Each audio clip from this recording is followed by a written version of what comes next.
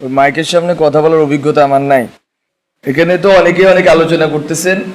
এখন এটা হচ্ছে যে এটা একেবারেই হচ্ছে বুদ্ধিবৃত্তিক প্ল্যাটফর্মের মতো হয়ে গেছে। আমি আসলে আছি হচ্ছে যে কি বলা যায়, ত্রিশঙ্কু দশা বলতে যেটা আছে ওইটাই, মানে না বুদ্ধিবৃত্তিক জায়গাতে আছি না রাজনীতিক জায়গাতে আছি লিয়াজোতে। তো ফলত ওই এই দুইটা জায়গাতে অনেক রকম, মানে এখানে আমি তো বেশি সৌভাগ্য হয় নাই অনেকের কথা শোনার।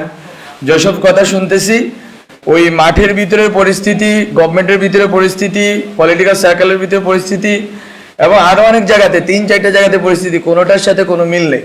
মিল নেই কেন আমি বলি, আমি ভাবছিলাম এই কথাটা শেষে বলবো যে ওই সভা সাহেব একটা কথা বলে গেছে যে বাংলাদেশের বুদ্ধিজীবীরা যে 71-এ মুক্তিযুদ্ধ হবে এটা আজ করতে পারে না, এবারও বুদ্ধিজীবীরা ফেল মারছে।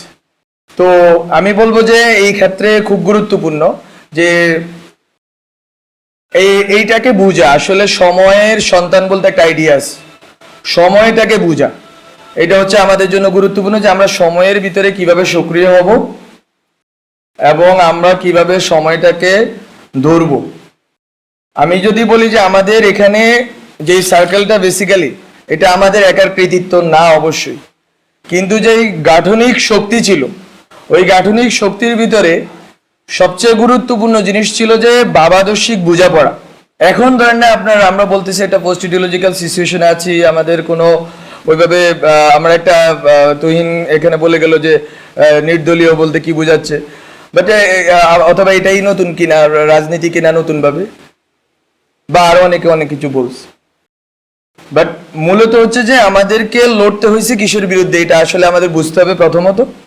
এবং আসলে সামনের লড়াইটার সাথে গণ অভ্যুত্থানের যে ধরেন না আপনার হচ্ছে 2 কি 3 সপ্তাহ যে সময়টা, শ্বাসরুদ্ধকর যে সময়টা, অথবা এর আগে পরে আরো কিছুদিন যদি বর্ধিত করি, অথবা অনেকেই বলতেছেন এখনো গণ অভ্যুত্থান পরিস্থিতি, আমিও মনে করি। তো এই সময়টাই আসলে আমরা কি ধরনের বাবাদর্শিক লড়াইটা করছি এটা আমার কাছে খুব গুরুত্বপূর্ণ, কারণ এটা ঠিক করে দিবে বাংলাদেশের সামনের রাজনীতি। আমরা বলতেছি এটা একটা পোস্ট ইডিওলজিক্যাল সিচুয়েশন, মিন্স কি বলতো, আমি বলতেছি যে আপনার হচ্ছে ইডিওলজিক্যাল কোয়েশ্চেনটা গুরুত্বপূর্ণ ছিল। আজম স্যার লেখায় দেখাইছেন যে ভাষাগত এজমালি ভাষাগত কোয়েশ্চেনটা গুরুত্বপূর্ণ ছিল। এবং আপনার এখানে জনগণ যে ক্যাটাগরি এটা কিভাবে গঠিত হইলো এটার একটা গুরুত্ব ছিল। এখন ধরেন আপনি এই যে ছোট ছোট সোভিয়েত গুলো ছিল এতদিন, এক একজন, এখন এখানে ধরেন আমি খুব বোধ হয় এখানে 80% লোকরে আমি পার্সোনালি চিনি, মানে চিনি বলতে তাদেরকে আমি জানি যে লোকেট করতে পারবো যে কে কোন ইডিওলজিক্যাল পজিশনে, কে কোন কালচারাল পজিশনে বিলং করেন, কিন্তু তারা সবাই এখানে একযোগ হয়ে আছেন। এখন এখান থেকে আসলে সামনের কোয়েশ্চেনটা কি হবে সেটা হচ্ছে ইডিওলজিক্যাল তর্কটা আসলে কোথায় গিয়ে পৌঁছাবে। একটা আমি যখন বলতেছি নির্দলীয় মানে হচ্ছে আগের যে দলীয় ইকুয়েশন ওটার বাইরে আমি বেরোতে চাচ্ছি। আমি যখন বলতেছি অরাজনৈতিক আমি বলতে চাচ্ছি যে আগের যে রাজনৈতিকতা ওটার বাইরে বেরোতে চাচ্ছি। আমি যখন বলতেছি পোস্ট ইডিওলজি আমি বলতে চাচ্ছি যে আগের যে ইডিওলজিক্যাল লড়াইটা ছিল ওই লড়াইয়ের বাইরে আমি বেরোতে চাচ্ছি। বলতে এই যে নতুন মুহূর্ত, এই মুহূর্তটা কিন্তু আমাদের বুদ্ধিভিত্তিক গবেষণার বিষয় না, এটা হচ্ছে সর্ট অফ আমি কি বলবো সজ্ঞার বিষয়, ইন্টুইশনের বিষয়, যে আমরা যখন 20 দিনে ছিলাম আমরা কি আসলে কে কাকে কতটুকু শত্রু গণ্য করছি, আমাদের ভিতরে সংহতির আইডিয়াটা কেমন ছিল, আমরা কাকে বন্ধু গণ্য করছি কাকে শত্রু গণ্য করছি, আমরা কাকে ইডিওলজিক্যালি ফাইট করছি কাকে ইডিওলজিক্যালি আমাদের মিত্র মনে করছি। ওই 20 দিন 25 দিন 30 দিনের যেই আমাদের যেই রাজনৈতিকতাটা হয়েছে এটাকেই হচ্ছে যে আমাকে বারবার রিএনেক্ট করতে হবে। এটা হচ্ছে আমার জায়গা থেকে কথা। ওই থিয়েটারে কিছুদিন আমি কাজ করছি, ওখানে আমাকে একটা জিনিস বুঝায় যে, বা এটা আপনারা বুঝেন এখানে অনেকেই থিয়েটারের লোক আছে, রিএনেক্ট করা। আমরা যখন কালকে কিন্তু নাহিদ একটা কথা বলছি, আরেকবার গণ অভ্যুত্থানের দরকার হইতে পারে। আমরা জানি যে বিপ্লবের পরে প্রতি বিপ্লব আসে, এটা কিন্তু আমি লিখছি ইভেন বিপ্লব হওয়ার আগেও, যার একটা প্রতি বিপ্লব দিয়ে আসবে। এখন এটা কিন্তু এরকম না যে আতঙ্ক, এই কে কে নিয়ে যাবে রে, কে আমাদেরকে মেরে যাবে রে, এরকম না ঘটনা। ঘটনা হচ্ছে আপনাকে জনগণকে যেই এই যে বললাম এই মোমেন্টটা তৈরি হয়েছে ওই 20-25 দিনে, ওই মোমেন্টটাকে আপনাকে রিএনেক্ট করে যাইতে হবে, পুনঃমঞ্চায়ন করে যাইতে হবে বারবার। ওই পুনঃমঞ্চায়নের জন্য কি ধরনের রাজনৈতিক প্রক্রিয়া আমাকে ঢুকতে হবে, কি ধরনের রাজনৈতিক সংহতিতে আমাকে ঢুকতে হবে, এবং কি ধরনের বাবাদর্শিক তর্কে ঢুকতে হবে সেটা হচ্ছে আমার কাছে খুব গুরুত্বপূর্ণ। এবং আমরা বলছি যে বাংলাদেশটাকে আমরা সামনের জায়গাটাতে কোথায় নিয়ে রাখতে চাই। ওখানে যদি আমি বলি, আমাদের একটা কথা নিয়ে অনেকেই তর্ক করতেছেন সিভিল সোসাইটিতে, এটা আমার খুব মজা লাগতেছে, যে সভ্যতাগত রূপান্তর বলতে আমরা কি বুঝাচ্ছি, আমরা কি এখানে কি আনতেছি না আনতেছি। এটা আসলে ঘটনা না। ঘটনা হচ্ছে আমরা একটা কথা বলছি যে জাতীয়তাবাদ, বাংলাদেশি জাতীয়তাবাদ আছে, বাঙালি জাতীয়তাবাদ আছে, এই জাতীয়তাবাদী যে তর্কগুলো আছে, বা অনেকে কথাটাকে বলেন জাতিবাদ, যেটাই বলি, শুদ্ধ অশুদ্ধ আপনারা ঠিক করেন। তো এটা হচ্ছে যে এই দুইটা শব্দ, এই দুইটা যে গঠন হয়েছে, যে আপনার বাংলাদেশি জাতীয়তাবাদ, বাঙালি জাতীয়তাবাদ, এই যে দুইটা লড়াই, একদিকে আছে ইসলাম আর একদিকে আছে ইসলামফোবিয়া লড়াই। এই লড়াইগুলোর আপনার সামনের ভবিষ্যৎটা কি হবে, ওইখান থেকে আমরা বলতেছি যে আপনি দুইটা সিভিলাইজেশনের মাঝখানে বসে আছেন, সিভিলাইজেশন স্টেটের মাঝখানে বসে আছেন। আপনি বাংলাদেশ রাষ্ট্রটাকে কোথায় দাঁড়া করাইতে চাচ্ছেন? আপনি কি ৭১-এর যে মুক্তিযুদ্ধের যেই প্রশ্নগুলো আছে, এটা খুব খুব ভাইটাল কোয়েশ্চেন। মুক্তিযুদ্ধের মানে যেই আপনার চেতনা, গণচেতনা, ওর ভিতর দিয়ে যেই রাজনীতিটা হয়েছে, ওই রাজনীতি দিয়ে কি আপনি টেনে নিতে পারবেন, নাকি মুক্তিযুদ্ধের গণচেতনাটাকে আপনাকে স্ট্রেস করে সামনের দিকে আগাইতে হবে? সামনের দিকে আগাইলে আপনি কোথায় আগাবেন? আমরা বলতেছি ওখানে আপনি যদি সিভিলাইজেশন স্টেট, দুইটা সিভিলাইজেশন, হ্যাঁ তাদের অনেক সংকট আছে, ওখানে কমিউনিস্ট পার্টি আছে, ওখানে আরএসএস আছে, বাট আপনি এই বেঙ্গল যে এটাকে আপনি কিভাবে পুরা দুনিয়াতে দাঁড় করাবেন, এই যদি ভবিষ্যৎমুখী এবং বহির্মুখী প্রস্তাবনা না থাকে, তাহলে ডিজে ভাই আপনাকেই মারবে।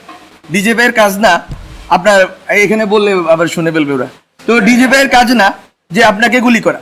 ডিজে ভাই অথবা বাংলাদেশের যে এনএসআই বা যারা সিকিউরিটি, তাদের কাজ বেসিক্যালি কি, রাষ্ট্র মানে কি বুঝি আমি, রাষ্ট্র মানে রাষ্ট্রের একটা শত্রু থাকবে, রাষ্ট্রের কোনো বন্ধু নেই। কি বলে বন্ধু রাষ্ট্র বলতে একটা আইডিয়া, খুব অদ্ভুত আইডিয়া তারা আবিষ্কার করছে। বন্ধু রাষ্ট্র বলতে তো কোনো কিছু নাই, প্রত্যেকটা রাষ্ট্রই তার, এই যে আজকে আমার বাদ ছেড়ে দিল তো, এটা তো এরকম অনেকে বলতেছে এটা রাজনৈতিকভাবে আমাদের বিরোধিতা করতে করবো, কিন্তু রাষ্ট্র তো এমন একটা জিনিস, সে তার স্বার্থটা দেখবে। তো বন্ধু রাষ্ট্র বলতে কোনো আইডিয়া নেই। বলতো আমি রাষ্ট্র জিনিসটাকে কিভাবে ডিল করবো, এখন যখন আমার দুই পাশে দুইটা সিভিলাইজেশন স্টেট দাঁড়ায় আছে, আমি আসলে কিভাবে ডিল করলে বাংলাদেশের বিশিষ্ট অবস্থানটাকে, এটা আমাকে যদি কেউ ব্যাখ্যা করে বলতে পারেন বলে, যে আমি কেন বাংলাদেশ রাষ্ট্র নামে দাঁড়াই থাকতে হবে, আবার কি জন্য দাঁড়াবো? আমি কি ৭১ দিয়ে ওই ইকুয়েশন সলভ করতে পারছি কিনা? যদি সলভ করতে পারতাম তাহলে বেশিরভাগ দাঁড়াইলো কেমন ৭১-এর উপরে? বলে তো আমি বলতেছি এগুলো হচ্ছে যে আপনাদেরকে রিএভালুয়েট করতে হবে।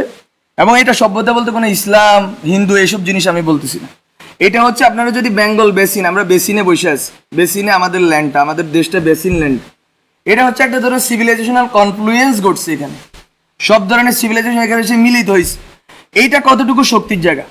উই হ্যাভ ডিফারেন্ট, আমি বলছি there are many Islams in this world, Islams বলতেছি, তো আমার এখানে একটা ইসলাম আছে, আমি ওইটাকে কতটুকু গ্লোবালি রিপ্রেজেন্ট করবো?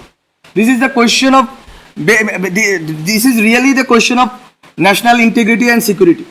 এটা অনেকে বুঝতেছে কিনা আমি জানি না। আমার এখানে যেই সেকুলার রাজনীতির কাঠামো আছে, এটাকে তো আমাকে ইনটেক্ট রাখতে হবে। এখন এই সেকুলার রাজনীতির কাঠামো কি, সেকুলার আর সেকুলারিজম, এটা অনেক তর্ক আছে, তালালাসা দিয়ে অনেকে পড়ে বেজে ফেলছে, কিন্তু সেকুলার আর সেকুলারিজমের তর্কে যে আমি এখনো পর্যন্ত ডিল করি নাই, আমি কি এই রাষ্ট্রটা সেকুলার করব নাকি সেকুলারিস্ট করব, অনেকগুলো তর্ক আছে। বলতো আমি, এবং ওই সেকুলারিজমটা কি হবে, ওইটা কি ৭২ সংবিধানের সেকুলারিজম হবে, নাকি আমরা এখন যখন আমরা বলতেছি, আমরা অনেকেই বলতেছি যে নিউ কনস্টিটিউয়েন্ট অ্যাসেম্বলি লাগবে, কিন্তু তর্কটা দেখেন, খেয়াল করেন, সবাই বলতেছে ৭২ সংবিধানের কন্টিনিউটি। আপনি ৭১ ধরতে পারেন, কিন্তু ৭২ আমি মনে করি ধরতে পারেন না। আপনাকে ৭২-এর ব্যাপারে ক্রিটিক্যাল হইতেই হবে, এবং অনেকেই ক্রিটিক্যাল আছেন এখানে, রাজনৈতিক বর্গে অনেকেই ক্রিটিক্যাল আছে। বলতো ওই যে রাজনীতিক যে কাঠামোটা গঠিত হয়েছে, ওইটাকে তো আপনি চুড়ে ফেলতে চাচ্ছেন। চুড়ে ফেলতে চাইলে ওই সময় যে সেকুলারিজম আছে, এটাকে আপনি থেকে তো আবার রিডিফাইন করতে হবে, এবং নতুনভাবে এখন যে সেকুলারিজম আছে, সেই সেকুলারিজম, এখানে তো সেকুলার মানুষ, আপনি কি এখানে ধরেন আন্দোলন, আমরা তো স্লোগান থেকে শুরু করে অনেক নাম টামও ঠিক করছি, আপনি কি এখানে দেখছেন কোন স্পেসিফিক? আমরা কি করছি? আমরা বলছি যদি মোমবাতি প্রজ্বলন দাও, বলে দাও, যার ইচ্ছে হবে সে দোয়া পড়ুক। আমরা বলছি ১ মিনিট নীরবতা পালন করবে, যার ইচ্ছে সে দোয়া করুক। আপনি এতদিন কি করছেন?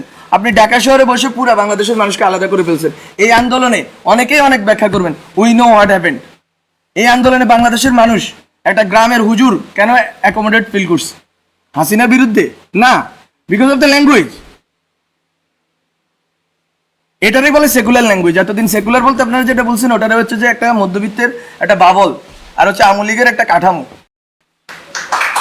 তো তো এখন আপনাকে এই যে প্রত্যেকটা বর্গকে রিডিফাইন করতে হবে। রাজনীতি নতুনভাবে করতে হলে আপনাকে প্রতিটা বর্গকে রিডিফাইন করে করে আগাইতে হবে। এবং এখানে অনেক কথা আসতেছে কার কতটুকু স্টেক আছে না আছে, স্টেক সবারই আছে। এখন নাম ধরে ধরে বললে তো এখানে কেউ দাঁড়ায় থাকতে পারবেন না। 100 জনের উপরে, আমি তো যখন বন্দি ছিলাম বাসার ভিতরে, এই যে আপনার প্রথম 210 জন যখন এলো, তখন এর ভিতরে 84 জন হচ্ছে দিনমজুর, একজন আছে দিনমজুর এখানে। তো কিসের জনতা? আপনি হুজুর মারা গেছে, মাদ্রাসার হুজুর মারা গেছে কয়টা আপনি খোঁজ করেন, আছে কেউ এখানে? নাই। কিন্তু তো আপনি বলতেছেন ইনক্লুসিভ করবেন, সেকুলার করবেন, করতে পারবেন না। বলে তো আপনাকে আমি এই জন্য বলতেছি, ওই জনগণের যেই চেতনা ওটা সেকুলারে, এটা নিয়ে দ্বিমত নেই। তো ওই চেতনাটাকে তো আপনাকে আবার রিএনেক্ট করতে হবে। ওই রিএনেক্ট করার প্রস্তুতিগুলো তো থাকতে হবে সোসাইটির ভিতরে, এবং ওই বোঝাপড়াটা থাকতে হবে। আমরা যখন কথা বলতেছি, আমরা বলতেছি যে সবাই এখানে কিন্তু এক ধরনের বিদ্বেষের ভাবের ভিতরে। সেখানে অনেক আওয়ামী লীগের লোক আসছে, আমি জানি, আমি চিনি অনেক, একেবারে আওয়ামী লীগের খাস লোক। ইভেন 5ই আগস্ট তারিখে আওয়ামী লীগের পক্ষে বক্তব্য দিচ্ছে, এরকম লোক এখানে আসছে, অনেকে আসুক। কিন্তু কিভাবে আপনি 71-এর পর রিকনসাইল করতে পারেননি দেশটাকে?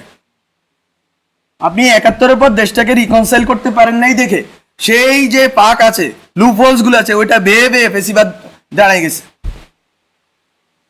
আপনি জামাত প্রশ্নটা আপনারা টিকে রাখছেন। বলো তো এখনো একই লুপ হোলস তৈরি হবে কিনা? আমি আওয়ামী লীগ নিষিদ্ধ করে দিব। নিষিদ্ধ করব কিসের প্রক্রিয়া করব? আওয়ামী লীগ যারা বিশ্বাস করে, আওয়ামী লীগে যারা ইমান আছে যাদের, তাদেরকে আমি কিভাবে ডিল করবো? তারা তো আমার সোসাইটিতে আছে, তারা তো নাগরিক। একটা টার্ম নিয়ে অনেকেই বিরোধিতা করতেছেন, ছাত্র নাগরিক কেন বলতেছে? বিকজ আমি স্টেট চাই, স্টেটে সিটিজেন থাকে, পিপল অবশ্যই থাকে। পিপল তো কাঠামো, প্রথমকার কাঠামো। আমি বলতেছি এটা ভবিষ্যমুখী হিসেবে, এটা নিয়ে আমরা আরেকটা তর্ক আরেকবার করবো। কিন্তু আমি বলতেছি যে এখানে আওয়ামী লীগের যে লোকগুলো আছে তাকে আপনি কিভাবে রিকনসাইল করবেন? আপনি কি আরেকটা সুযোগ দিবেন ভারত বা অন্য রাষ্ট্রগুলোকে যে এই দেশটাকে বিভাজন করে আরেকটা কোনো জাগরণ মঞ্চ হবে, আরেকটা এই সেই হবে, এবং এর ভিতর দিয়ে আবার দেশটাকে বিভাজন করা হবে এবং পেশিবাদকে টিকিয়ে রাখা হবে? এটা বিএনপির পেশিবাদ হইলে তো এটা বিরোধিতা আমার করতে হবে। বলতো এই কোয়েশ্চেনগুলো আপনারা মাথায় রাখেন যে রিকনসিলিয়েশন প্রসেসটা কি হবে এই নেশনের। এই দেশের মানুষগুলো একজোট হবে কিভাবে? এই দেশের মানুষগুলো এই যে 20 থেকে 25 দিন একটা ধারণাকে একটা জায়গায় এসে একমত হয়ে গেছে, এবং ওখানে কোনো বিভাজন ছিল না। ওই বিভাজন এই যে ছিল না, এটাকে আপনি রিএনেক্ট করবেন কিভাবে? আমি বারবার এই কথাটাই বলবো, রিএনেক্টমেন্ট নিয়ে ভাবতে হবে। এবং এখানে এখানে এই যে কথাগুলো বললাম, অনেক অগোছালো কথা বললাম, বেশি কথা বলেন নাই। কিন্তু আমি বলবো যে আমরা একটা কোয়েশ্চেনকে ডিল করছিলাম যখন আমরা বিভিন্ন আড্ডা পাঠচক্র করছি যারা আন্দোলনের নেতৃত্ব দিচ্ছে তাদের সাথে। সেটা হচ্ছে আমরা তখন দেখতাম যে বিএনপি 31 দফা দেয়, 28 দফা দেয়, এটা দফা দেয়, কিন্তু কোথাও সমাজ নিয়ে কথা নেই। সবাই রাষ্ট্র নিয়ে ব্যস্ত। রাষ্ট্র কি এমনি তৈরি হয়ে যায় বায়বীয় জিনিস? সমাজের ভিতর দিয়ে তো রাষ্ট্রটা গড়ে উঠবে। এখন আপনি সোশ্যাল পেসিজম রাইখা কেমনে আপনি রাষ্ট্রীয় পেসিজম দূর করবেন? সোসাইটির ভিতরে যে পেসিজমের যে বিভিন্ন প্রবণতা, সেটা ধর্মীয় জায়গা থেকে হইতে পারে, এটা বিভিন্ন চেতনাগত জায়গা থেকে হইতে পারে, এটা ঐতিহাসিক বিভিন্ন স্মৃতির কারণে হইতে পারে। সেই জিনিসগুলোকে আপনারা না ডিল করে রাষ্ট্রকে কিভাবে পেসিস্ট মুক্ত করবেন? আমরা কিন্তু এই কোয়েশ্চেনটা করছি, এবং ওই জন্য আমরা দুইটা টার্ম বলছি যে দায় ও দরদের সমাজ। ওগুলো টার্মিনোলজির খেলা, আপনারা অন্য নামও দিতে পারেন ওগুলো। কিন্তু কথাটা এখানে যে মিলবো কিভাবে আমরা? আমার নেশনকে আমি একযোগে এক জায়গায় দাঁড় করাবো কিভাবে? আপনি যখন ইউক্রেন কোয়েশ্চেন আছে, শশী থারুর এবং মোদির কথার ভিতরে কোনো ডিফারেন্স নাই। আর আমি যখন এখানে ইউক্রেনের কোয়েশ্চেন আছে, বিএনপি আমেরিকাপন্থী, ওই আওয়ামী লীগ হচ্ছে ভারতপন্থী বা রাশিয়াপন্থী। তো নেশনটা কোথায় দাঁড়ায় আছে? স্টেট বলতে যে জিনিস, স্টেটটা তো এমন একটা জিনিস হইতে হবে যেটার ভিতরে একটা রিকনসাইল্ড প্রসেসের ভিতর দিয়ে আমি এক জায়গায় গিয়ে দাঁড়াবো। আমার দেশটাকে তো আমি এক জায়গায় দাঁড়া করে রাখতে হবে, ওইটা তো আমি রাখতে পারিনি। এবং এখনো আরেকটা সম্ভাবনা তৈরি হয়েছে, রাখতে পারবো না। আমি কোনো রকম এরকম বলতেছি না ব্ল্যাঙ্ক চেক দেন। আমি একটু আগে একজনের সাথে বলতেছিলাম ট্যাক্স পেন্ডিং কমিশন করেন, এসব গিমিক নাটক পাটক বন্ধ করেন, এরে ধরছি ওরে ধরছি, সবগুলোর একসাথে আজতে ঢুকায়া আপনি হচ্ছে যে বিচারের একটা ইন্টারন্যাশনাল স্ট্যান্ডার্ড তৈরি করেন, সবাইকে বিচার করেন, অন্যদেরকে ছেড়ে দেন, অন্যদের হয়রানি করা বন্ধ করেন। সিম্পল, এটা এত বড় কিছু না। এটার বিশ্বব্যাপী এটার উদাহরণ আছে, এবং বিচার করার পরে সোসাইটিতে ওই লোকটা রিহ্যাবিলিট করতে হবে। আপনি আরেকটা জামাত শিবির বানাইতে পারেন না যে যেখানে দেখবো কি কি কি একটা শিবির দরিয়ে দেওয়া যাবে। আমি কি বলবো ছাত্রলীগের কথা বললে এই রাষ্ট্র টিকবে নাকি? বলো তো। আমি বলবো যে আমি অনেক কথা অগোছালোভাবে বলছি। এই জিনিসগুলো হচ্ছে যে আমাদের কনসিডারেশনের, কন্টেম্পলেশনের বিষয়। সেলফ, আমি আরেকটা কথাও বলছি, সেলফ, আমরা ওই সময় সেলফ নিয়ে বলছি। এগুলো আমাদের ওই সময়ের এই বটতলায় বসে 20-30 জনের আড্ডা ছিল ওই সময়। ওখানে বলছি লাইফ স্টাইল যদি চেঞ্জ না করেন একেবারে নিচের জায়গাতে, তাহলেও তো আপনি ফেসিবাদে দাঁড়াইতে পারবেন। আপনার লাইফ স্টাইলের ভিতরেও ফেসিজম আছে। ফলত আপনারা উপরি কাঠামো থেকে ফেসিজম দূর করবেন, সংবিধান সভা বানাবেন, বা মানে অনেক তো খেলা আছে, গঠন আরো অনেক কিছু করবেন। কিন্তু জনগণ, ব্যক্তিটা কোথায় আছে? ব্যক্তি মানুষের যে হাজার হাজার, এখানে অনেকে কথা বলতেছে এই যে ভাই বললো ইম্পালসিভ হয়ে গেছে তরুণদের ইম্পালসিভ জিনিস। আরেকটা কথাও আছে এটার পিঠে, যে তরুণরা তো ট্রমাটাইজড হয়েছে। ঢাকা শহরের লাখ লাখ, ঢাকা শহরের না, মফস্বল বিভিন্ন এলাকার তরুণরা ট্রমাটাইজড হয়েছে। আপনি তাদের ট্রমা কিভাবে ডিল করবেন? এই মানসিক স্বাস্থ্যের সমস্যা আপনি কিভাবে ডিল করবেন এই নতুন রাষ্ট্রে? বলে তো অনেক কোশ্চেন আছে, কিন্তু এই যে ব্যক্তি পর্যন্ত তো পৌঁছাইতে হবে। ব্যক্তি সমাজকে আমি পরিগঠন করলে আমি রাষ্ট্রকে এদিক ওদিক করতে পারবো, কিন্তু রাষ্ট্র আবার আমি সার্বভৌম করবো কিনা ওই তর্কেও আমাকে থাকতে হবে। রাষ্ট্রকে আমি আবার সার্বভৌম করে ফেলবো কিনা। বলে তো অনেক অগোছালো কথা বলে ফেলছি, ক্ষমা করবেন, আমি অনেক ছোট মানুষ। তো এতটুকুই কথা।